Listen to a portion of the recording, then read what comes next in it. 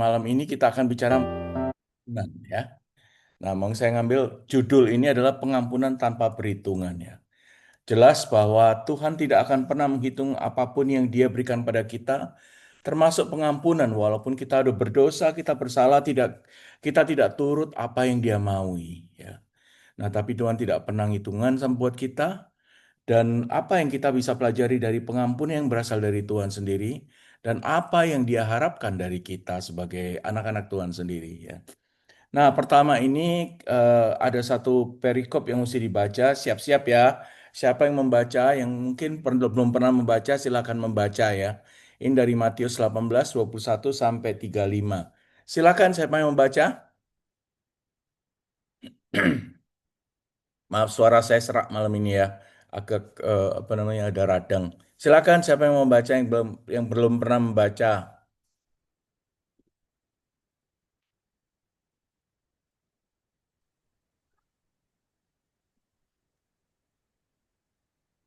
Bapak saya baca ya. Oke, Sisi. Kemudian datanglah Petrus dan berkata kepada Yesus, Tuhan, sampai berapa kali aku harus mengampuni saudaraku jika ia berbuat dosa terhadap aku? Sampai 7 kali?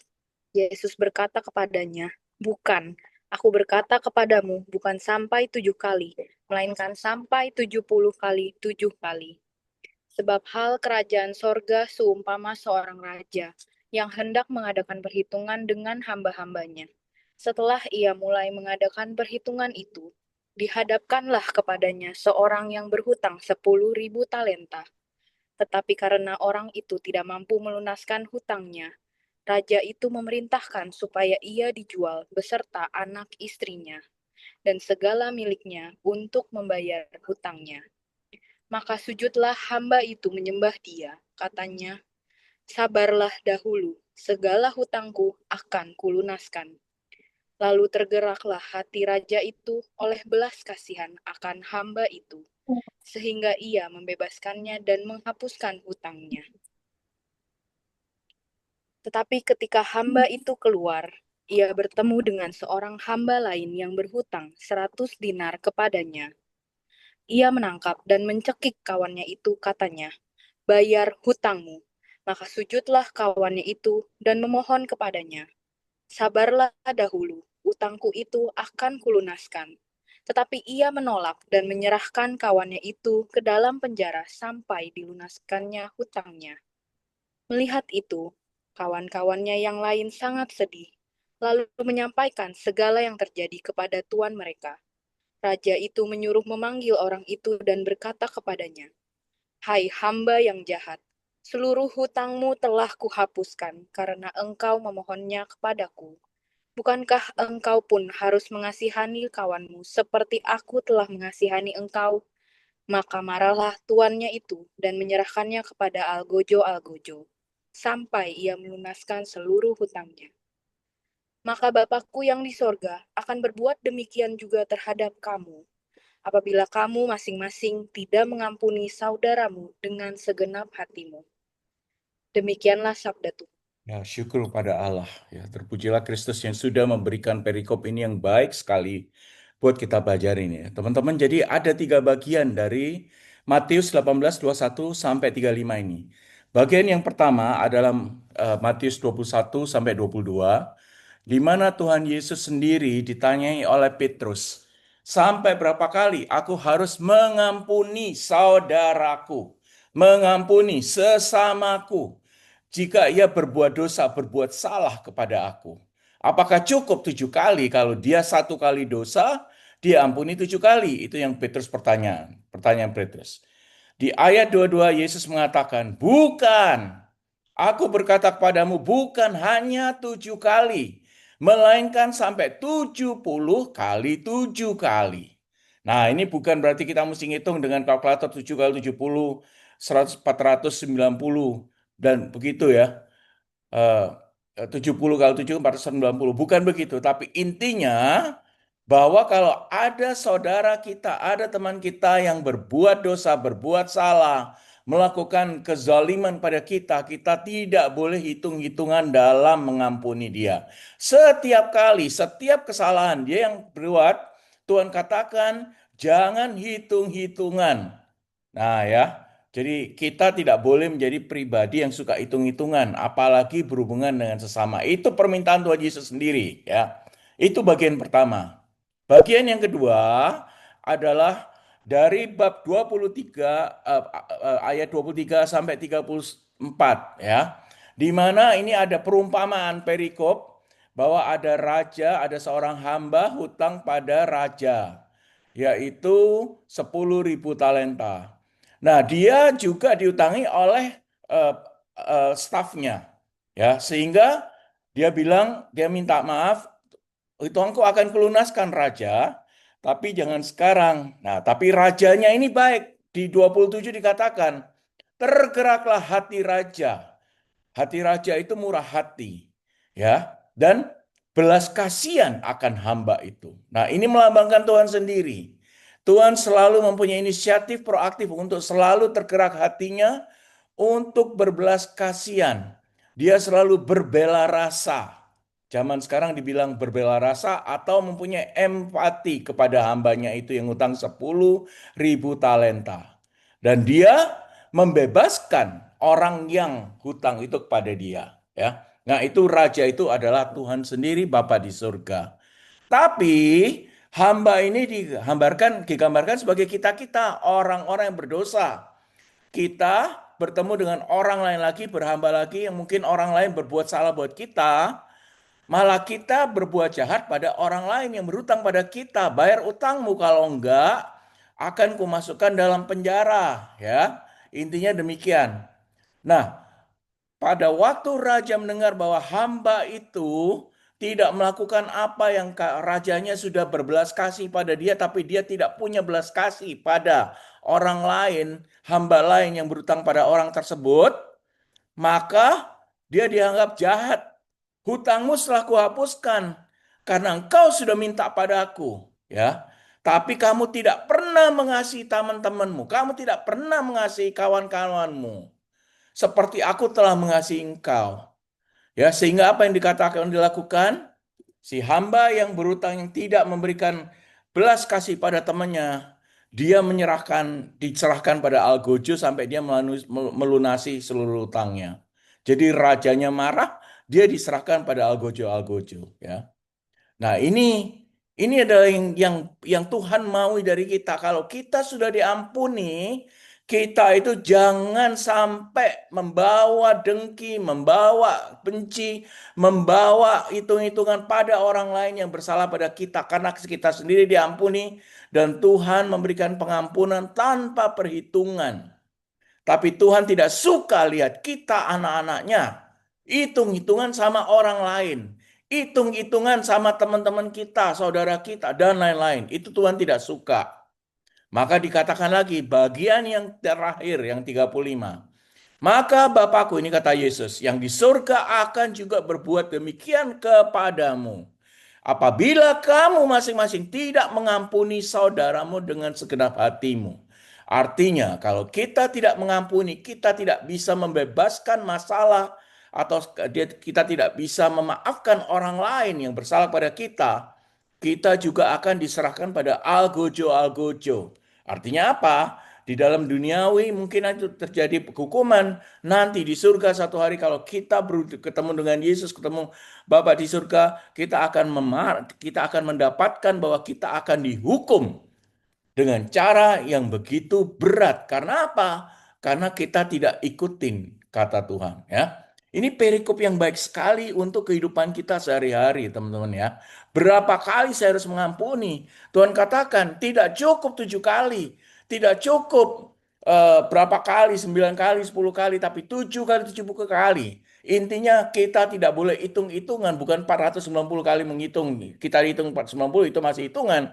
Tapi begitu orang lain berbuat salah kepada kita harus siap memaafkan, kita harus siap untuk mengampuni orang tersebut. Seperti juga Bapa di surga sudah melakukan pada kita. Kalau kita mempunyai kesalahan, Dia akan mengampuni tanpa hitungan. tanpa ada reken-reken, tanpa ada mengingat, oh ya dia aku sudah ampunin kemarin-kemarin dulu 10 tahun yang lalu. Tidak, Bapak di surga selalu memberikan empati dan kesempatan untuk kita diampuni. Demikian juga itu yang dia maui. Nah, ini adalah perikop yang baik sekali untuk mengingat kita bahwa kalau kita mau diampuni, kita juga harus mengampuni. Nah, saya membawa dulu akar kata mengampuni itu, ya. Jadi kalau di dalam Injil Matius 18 sampai 33, akar kata Yunani daripada pengampunan itu adalah aphiemi. Ini yang dipakai oleh Yesus sendiri. Aphiemi dalam bahasa Aramaik ya. Yesus ngomongnya bahasa Aramaik, tapi diterjemahkan dalam bahasa Yunani yang ditulis di kitab suci Perjanjian Baru. Afiemi atau pengampunan itu adalah membebaskan, melepaskan, ya, membatalkan semua misalnya utang atau dosa dan lain-lainnya. Artinya apa? Nggak ngingetin lagi udah. Abolisme, kalau kita sekarang ya, abolisme. Artinya dihilangkan, dibatalkan.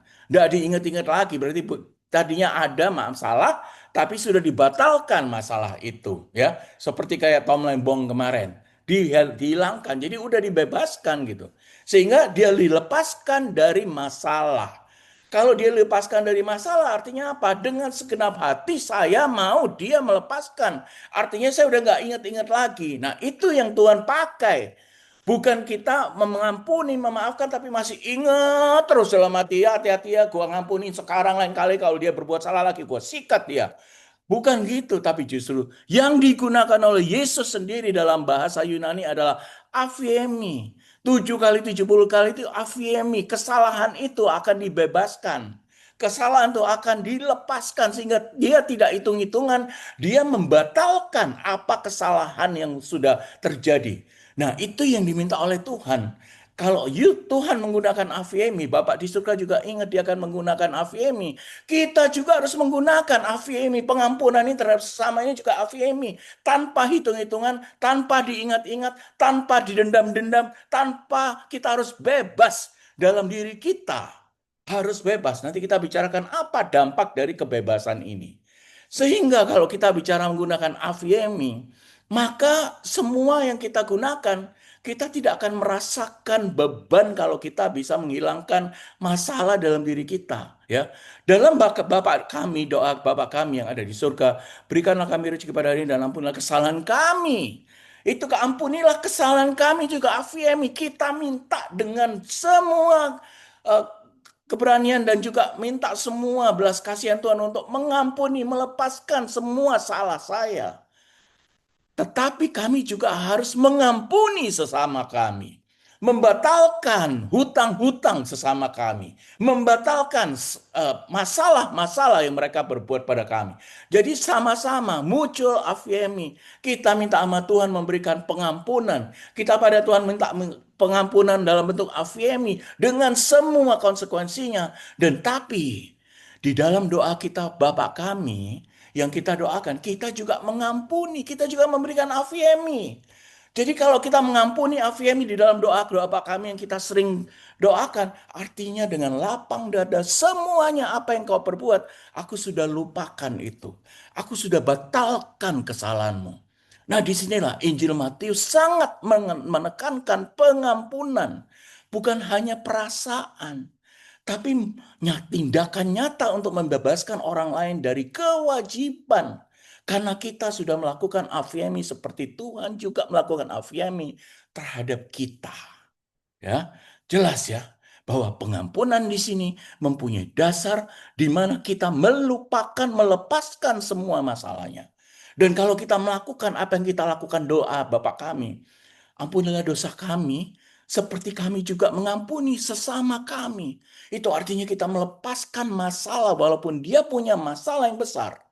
Dia kita lepaskan. Dengan rela hati kita buang.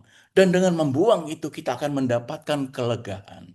Dan dengan bahwa itu kalau kita tadinya sakit, kita sedih, siapa, Tuhan akan memberikan kelegaan dan tidak ada lagi beban di dalam kita. Nah itulah konteks doa Bapak kami, yaitu Afiemi. Sesuai dengan Matius yang kita baca barusan, ya, Injil Matius 18 sampai 21 sampai 35.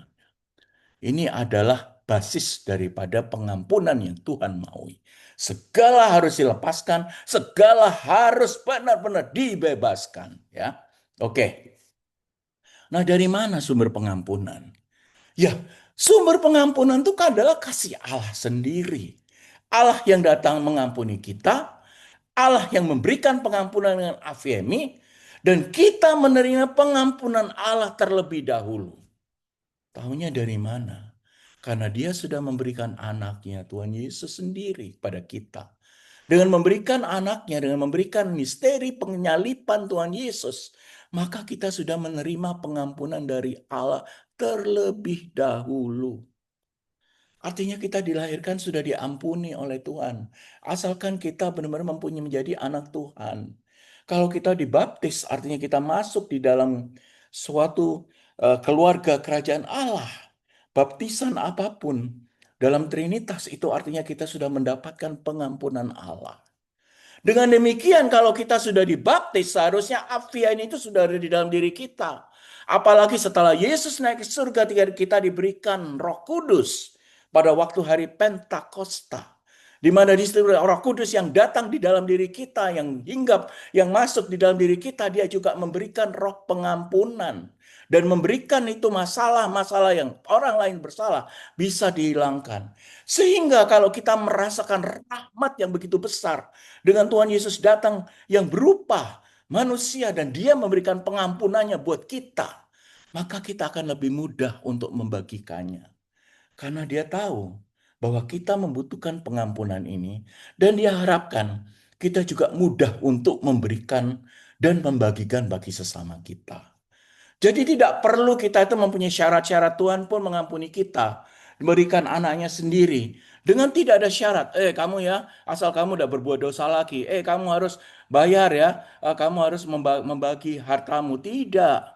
Tidak, Tuhan Yesus semuanya diberikan Allah Bapa surga memberikan semuanya dengan cuma-cuma.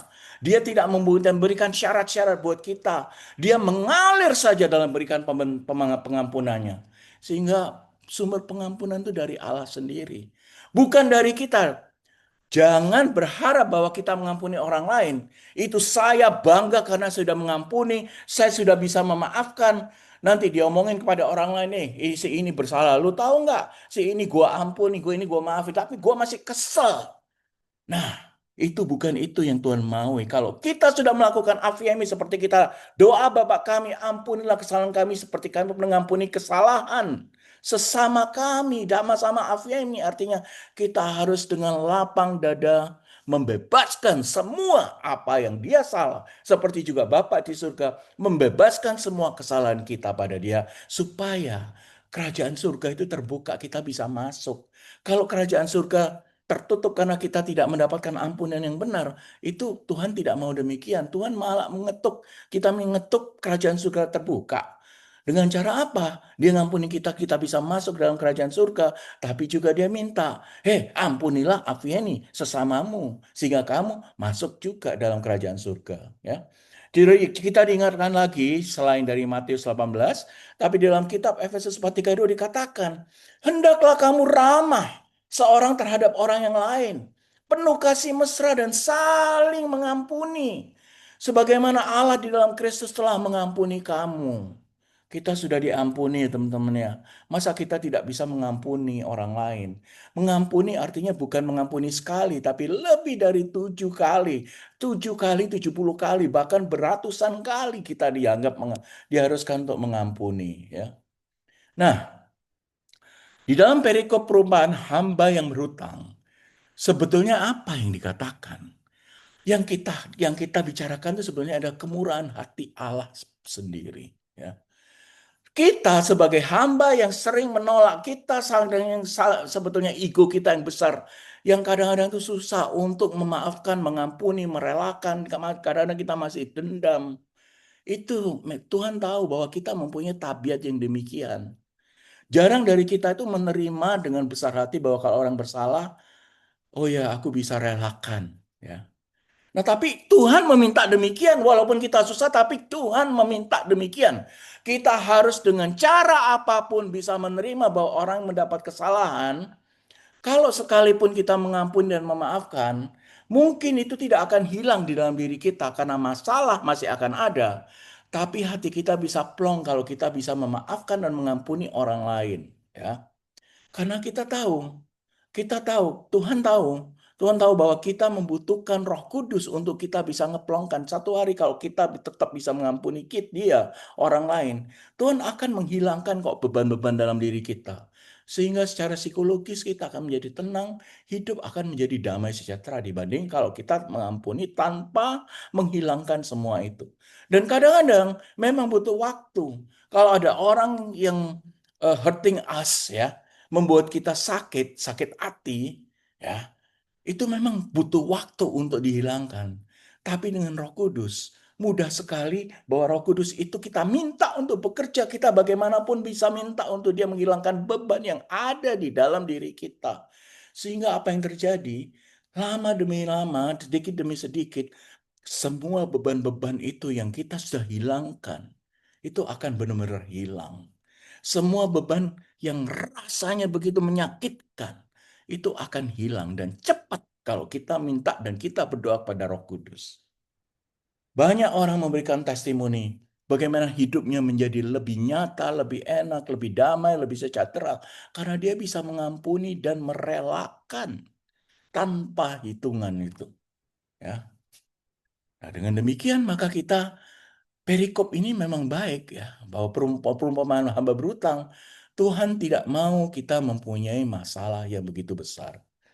Sehingga dia juga minta kita bukan jadi pribadi yang suka hitung-hitungan, ya. Di dalam Korintus 1 Korintus 13:5 dikatakan, kasih tidak mencari keuntungan diri sendiri. Dia juga tidak menyimpan kesalahan orang lain. Artinya apa? Artinya bahwa Tuhan menghendaki, Tuhan memau bahwa kasih sejati yang kita berikan pada orang lain adalah tanpa mengharapkan balasan, tanpa mencatat untung rugi. Kamu udah saya ampuni ya, saya udah ingetin, kamu udah maafkan. Awas ya lain kali ya, saya masih ingat loh kesalahan kamu. Tuhan tidak mau demikian. Karena Tuhan mau kita menjadi yang tidak suka hitung-hitungan. Yesus dikatakan dalam Matius 5, 46, 47, ya. Yang tadi Matius 18.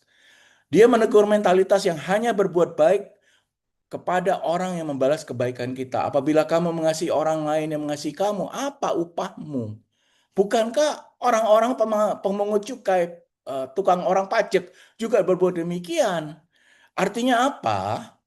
Artinya kasih Kristiani, kasih kita, kasih yang diajarkan oleh Bapa di surga, yang diajarkan oleh Tuhan Yesus kepada kita, anak-anaknya, adalah kita harus memberi, ya, tanpa mengharapkan balasan.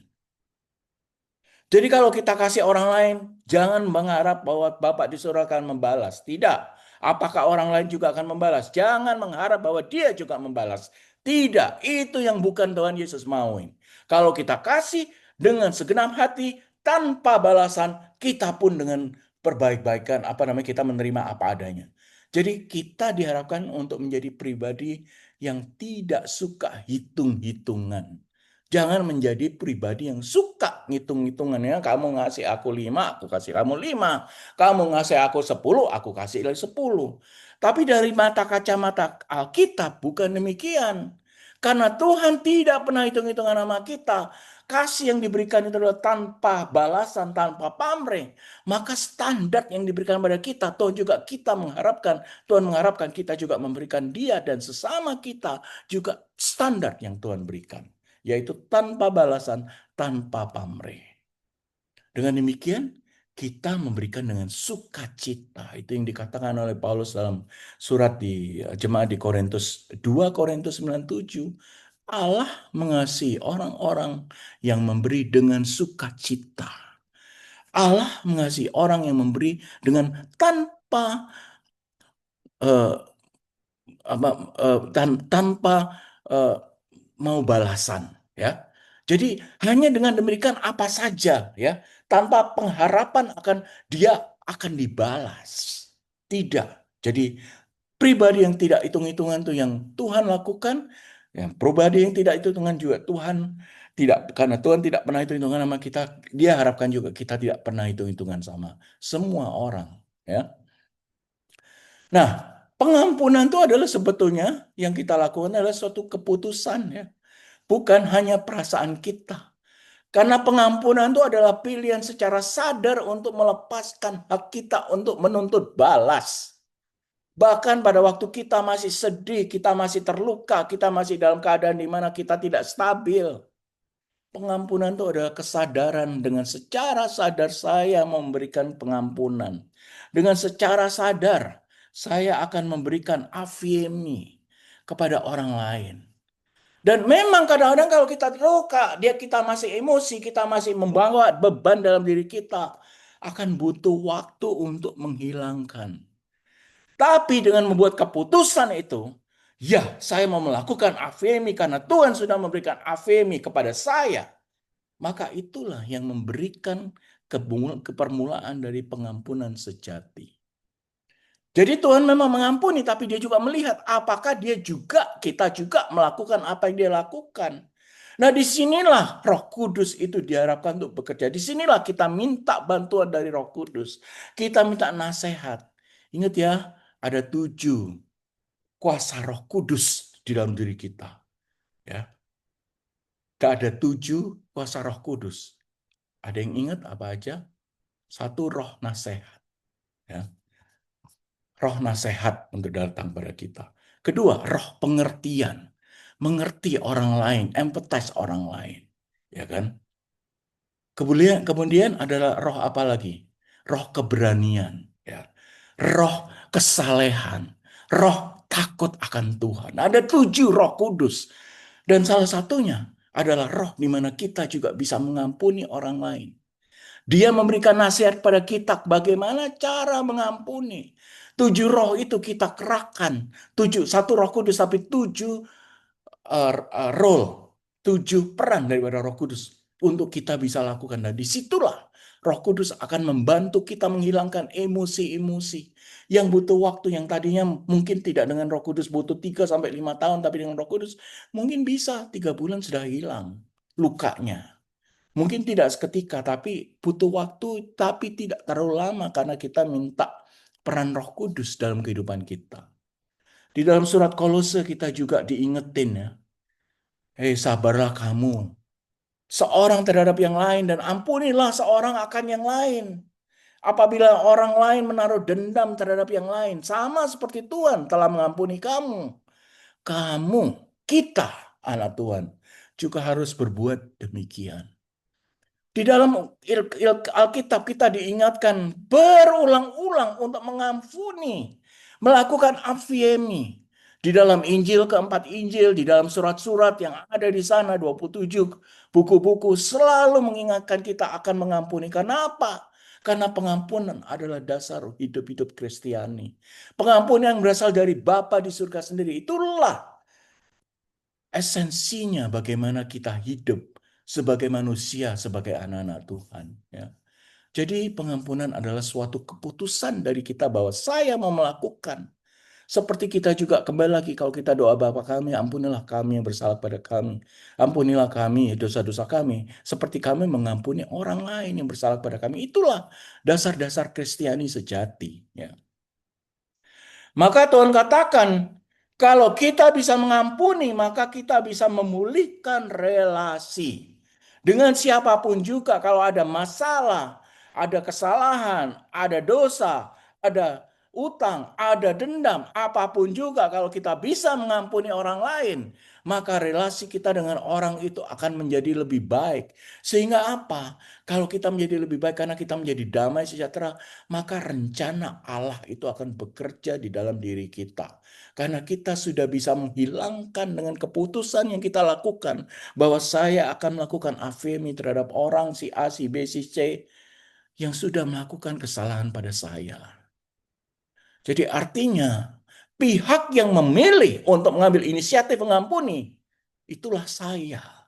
Karena saya anak Tuhan, Tuhan sudah mengampuni saya.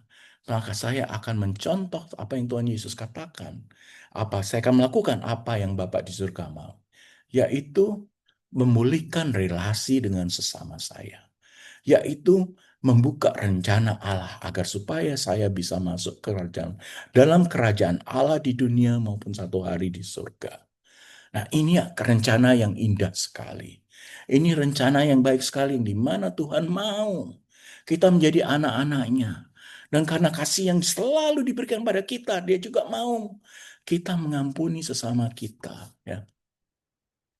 Nah, pengampunan juga membebaskan diri sendiri dari masalah-masalah. Pengampunan artinya membebaskan hati kita dari kedengkian, dari masalah sakit hati, dari racun kebencian, dari masalah-masalah negatif yang kita pendam di dalam ego kita, di dalam hati kita. Karena selalu kalau kita punya dendam pada orang lain, kita ingat-ingat. Ini seperti luka ya. Kita punya luka di sini yang tidak pernah kering. Karena apa? Kita tidak membiarkan dia kering. Karena kita grawukin terus, kita cakar terus. Demikian juga hati kita. Kalau kita nyimpen dendam, kita nyimpen hal-hal yang negatif, itu sama dengan luka yang tidak pernah sembuh. Mau dikasih antibiotik, dikasih obat apa aja, kalau kita kerawuk terus, kita ingat-ingat terus, luka itu tidak akan pernah sembuh karena kita menstimulasi supaya dia tidak sembuh. Tapi kalau kita bisa membebaskan dengan AVNMI, kita membebaskan diri dengan menghilangkan semua luka-luka dalam kita, maka beban emosi yang ada dalam jiwa kita akan segera hilang. Agar luluh semuanya dan Tuhan akan bekerja lewat Roh Kudus membuat kita lebih damai dalam diri kita. Beban-beban yang tadinya sangat beban keras. Hidupku tidak enak karena aku menyimpan masalah orang lain. Karena aku dengan diriku sendiri, dengan egoku tidak bisa melepaskan. Tapi Tuhan katakan, anakku, kalau kamu bisa melakukan AV ini seperti aku juga sudah melakukan padamu. Engkau akan merasakan bagaimana beban yang begitu berat menjadi ringan. Beban yang begitu sangat menyakitkan sekarang bisa melegakan karena engkau sudah menghilangkan. Engkau sudah membebaskan dirimu sendiri dari racun-racun, dari kebencian, dari masalah-masalah. Sekarang kau sudah bebaskan, sekarang hakmu untuk menikmati damai sejahtera yang aku berikan. Ya. Nah, itu pesan yang baik sekali. Kenapa kita bisa lakukan itu? Karena beban emosional itu seperti ya luka utang batin. Bentuknya apa? Ada marah, ada dendam, ya, sakit hati, dan dia diam di dalam hati kita. Dia beranak pinak dalam hati kita karena dia selalu tidak pernah linear. Pertumbuhannya dia selalu asimptomatik, tambah banget, tambah banyak. Kita tidak pernah hilang karena beban dan dendam dalam hati kita dan berulang-ulang. Dan itu yang akan menciptakan lingkaran emosional yang melelahkan. Hidup yang selalu dihadapi dengan masalah yang ada dalam diri kita itu melelahkan. Dan Tuhan tahu, karena dengan melelahkan, jiwa kita itu akan susah untuk menjadi clear, menjadi lega. Ada energi negatif yang ada, aura negatif yang ada dalam diri kita, yang terikat pada masa lalu. Inilah yang Tuhan tidak mau. Kita sebagai anak Tuhan, dia mau kita bisa melepaskan dengan rela semuanya. Caranya bagaimana? Ya kita harus mengampuni. Hutang-hutang batin kalau kita mengampuni, ya, itu bisa hilang semua. Kalau kita bisa dengan kesempatan dan keputusan kita, bahwa kita bisa kembali pada diri kita yang lebih baik dengan cara pengampunan, maka emosi kita akan bebas. Aura negatif, masalah hilang. Semua akan terasa damai, terasa sangat ringan.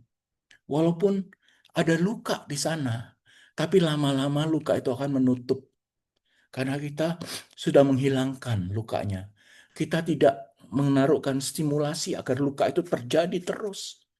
Kita membiarkan Tuhan untuk menutup luka itu. We let the Lord heal the wound. Biarkan Tuhan untuk bisa luka ini bisa sembuh, menyembuhkan lukanya. Ya. Itulah yang kita lakukan, yang kita hadapkan. Kalau kita bisa mengampuni. Tapi tentunya kalau kita punya hati yang tinggi, ego yang tinggi, yang kita hanya mi, dan susah mengampuni. Karena kita hanya berpikir, bersenter, berpusat pada kemauan kita saja. Kalau kita mau mengampuni seperti Tuhan Yesus yang tadi dikatakan, Raja itu beribah hatinya. Dia punya empati. Dia berbelas kasih. Nah, itu yang Tuhan maui. Kalau kita mengampuni, ya kita mesti punya kerendahan hati. Kalau kita tetap kita tetap pegang itu ketinggian hati, kita tidak akan bisa mengampuni. Sehingga pengampunan benar-benar memerlukan kerendahan hati kita. Dan merendahkan hati kita itu memang benar-benar kita harus menghilangkan kesombongan, ketinggian hati, merasa benar, merasa yang paling tinggi, merasa yang paling layak. Tidak benar. Itu harus kita hilangkan sehingga kerendahan hati kita membuka jalan bagi kasih Tuhan datang dalam diri kita dan kita bisa berbagi kasih kepada sesama dengan cara berbela rasa. Kasih Tuhan yang datang pada kita akan mengalir dengan baik. Karena apa yang kita dapat dengan cuma-cuma dan Tuhan tidak pernah perhitungan, kita juga bisa berikan pada orang lain juga tanpa perhitungan. Jadi kita tidak boleh tinggi hati, kita tidak boleh congkak, kita tidak boleh menyimpan, kita tidak boleh melakukan hal-hal yang negatif pada diri kita sendiri maupun sesama manusia. Sehingga kita butuh kerendahan hati ini supaya Tuhan juga bekerja. Roh Allah akan bekerja kalau kita berbelas kasih pada seseorang, pada sesama. Sehingga Roh Kudus yang datang dalam diri kita, dia akan dengan seksama, dengan mudah untuk berbuat hati. Sehingga kita semua masalah dengan masalah batin yang kita punyai, ya, utang-utang batin, luka-luka batin bisa hilang. Di dalam surat Filipi dikatakan, janganlah kamu melakukan sesuatu pun karena kepentingan diri atau kesombongan belaka. Sebaliknya, hendaklah dengan rendah hati yang seorang menganggap yang lain lebih utama daripada dirinya sendiri. Nah, ini penting. Apabila kita rendah hati, kita selalu berpikir bahwa orang lain akan lebih penting daripada diri kita. Orang lain lebih membutuhkan perhatian daripada diri kita sendiri. Nah, itulah kerendahan hati. Kalau kita bisa merasakan demikian, maka kita akan bisa memaafkan. Tuhan katakan, kalau kamu mempunyai kesombongan dan kepentingan dirimu sendiri, kamu tidak akan bisa memberikan pengampunan secara baik karena kesombongan diri kamu yang akan tidak memungkinkan itu terjadi, yang akan menyulitkan untuk kamu mengampuni. Karena kamu selalu merasa lebih tinggi, kamu merasa lebih benar, yang paling benar karena egonya kamu. Sehingga kalau kamu punya luka batin, ada utang-utang batin, itu tidak akan hilang karena kamu sendiri yang membuat dia tidak bisa hilang. Why? Karena kita tidak rendah hati. Jadi kita sebagai anak-anak Allah diminta untuk rendah hati agar kita bisa berbela rasa, kita bisa berbelas kasihan pada teman-teman kita. Dengan demikian maka pengampunan yang kita berikan akan membuka lebih banyak lagi pengampunan yang Tuhan berikan pada kita. Karena tanpa kita sadari kita itu berbuat dosa loh. Sehari-hari mungkin kita tidak merasakan, tapi sehari-hari saya yakin setiap dari kita juga melakukan hal-hal yang tidak berkenan di mata Tuhan. Dan itu kita butuh pengampunan.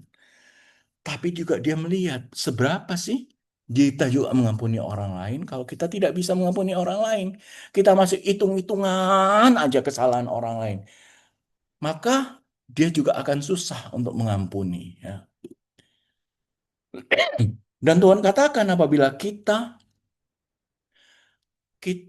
mengampuni itu mempunyai hidup yang baru, ya. Karena apa? Karena hidup yang baru itu artinya hidup yang bisa menghilangkan kita dari kepahitan, dari luka-luka. Karena kalau kita tidak hidup dalam baru, maka kita akan mempunyai masalah dengan pertumbuhan rohani. Kalau kita punya masalah dengan pertumbuhan rohani, tidak bertumbuh, bagaimana kita bisa mengampuni? Dimulai dengan cara kita mengampuni, maka pertumbuhan rohani kita akan hilang sehingga kita akan hidup dalam kehidupan yang baru. Dengan demikian maka yang dikatakan oleh Paulus kepada jemaat di Efesus, dikatakan segala kepahitan, kegeraman, kemarahan, pertikaian, dan fitnah hendaklah dibuang. Demikian pula segala kejahatan. Sehingga apa? Kita punya hidup yang baru dalam Kristus. Menghilangkan semua kepahitan, menghilangkan semua masalah, menghilangkan semua kedengkian sehingga tumbuh dalam Kristus secara rohani, secara spiritual bersama dengan Roh Kudus. Karena mengampuni adalah buah dari hidup yang dihidupi oleh Roh Kudus. Tuhan tidak pernah hitung-hitungan. Tuhan tidak pernah melihat siapa, dia tidak pernah memilih-milih siapa yang harus diampuni, yang siapa yang layak dikasihi, karena dia mengampuni semua orang, dia berbelas kasih kepada semua orang, dia berbelas kasih pada kita anak-anaknya sehingga Tuhan tidak pilih-pilih, dia tidak hitung-hitungan, dan itulah yang menjadi contoh kita. Yesus tidak pernah memilih-milih siapa yang layak dikasihi. Kalau dia cuma milih anaknya yang baik-baik dikasihi, maka ngapain dia mesti mati ya? Karena rencana Allah adalah lewat Yesus adalah mengampuni dan menghilangkan dosa pada semua orang tanpa pilih-pilih. Jadi justru Tuhan ini tidak pernah milih-milih. Kenapa kita milih-milih? Yang kita suka kita ampuni, yang kita tidak suka kita tidak ampuni. Kalau Tuhan sendiri tidak milih-milih. Justru karena dia mati di salib itu. Salib itu menunjukkan kasihnya yang luar biasa, yang tanpa bisa ditandingi oleh kasih siapapun. Agape istilahnya. Tidak berhenti, walaupun ditolak, walaupun disakitin, walaupun dikhianatin. Tapi kasih yang Tuhan berikan lewat Tuhan Yesus adalah kasih yang cuma-cuma. Yang setiap kali dia bisa berikan tanpa syarat. Dia tidak mempunyai syarat-syarat untuk memberikan. Disitulah salib Yesus juga memberikan testimoni kepada kita bahwa dia sudah tidak hitung-hitungan. Kenapa kita masih hitung-hitungan dalam pengampunan? Dan akhirnya kita selalu diingatkan ya, pengampunan adalah kasih tanpa syarat. Jangan sampai kita memberikan syarat-syarat orang lain untuk saya memberikan maaf pada dia, untuk supaya dia bisa kita mengampuni dia dengan syarat. Tidak. Plong. Ngampuni 7 kali 70 kali. Tanpa ada persyaratan kita bebas menghilangkan. Dikatakan dalam Injil Lukas 6:35, kasihilah musuhmu dan berbuatlah baik kepada mereka dan pinjamkan dengan tidak mengharapkan balasan. Maka upahmu akan lebih besar. Dan kamu, kita, akan menjadi anak-anak Allah yang maha tinggi. Sebab kenapa? Karena sebab ia baik terhadap orang yang tidak. Terhadap orang-orang yang tidak tahu berterima kasih dan terhadap orang-orang jahat. Bahkan orang-orang yang tidak tahu berterima kasih dan orang jahat pun dia baik. Apalagi kita, pada kita yang tahu berterima kasih, kita anak Tuhan dan janganlah menjadi kita jahat. Sehingga kita menjadi lagi lebih diampuni. Karena Tuhan sudah mengampuni. Orang-orang yang tidak terima kasih pun dia ampuni kok. Orang-orang yang jadi ampuni, apalagi orang-orang yang baik. Demikian juga dia minta kepada kita, dia kasihnya tanpa syarat. Sampai Yesus disalibkan, itu juga tanpa syarat. Dia tidak disalibkan hanya untuk orang-orang yang baik. Dia tidak disalibkan hanya untuk orang-orang yang tahu berterima kasih, yang berasa syukur. Tidak, semua orang dia hilangkan. Demikian juga kita ya. Sehingga at the end ya kita berasa bahwa pengampunan itu penting. Pengampunan penting bukan hanya untuk diri kita, tapi diri kita penting sekali karena kita hilangkan semua utang-utang batin, masalah-masalah kedendam sehingga hidup kita sejahtera. Tapi juga penting hubungan kita dengan Tuhan, bahwa Dia sudah mengampuni kita karena kasih yang berasal dari Allah sendiri kita dapat dengan cuma-cuma. Maka kita juga boleh berbela rasa, dia mengharapkan kita juga berikan kasih. Itu berupa pengampunan, no matter how hard it is, begitu beratnya. Tapi itu yang Tuhan maui, jangan hitung-hitungan. Jadi pengampunan tanpa perhitungan adalah ini yang Tuhan maui.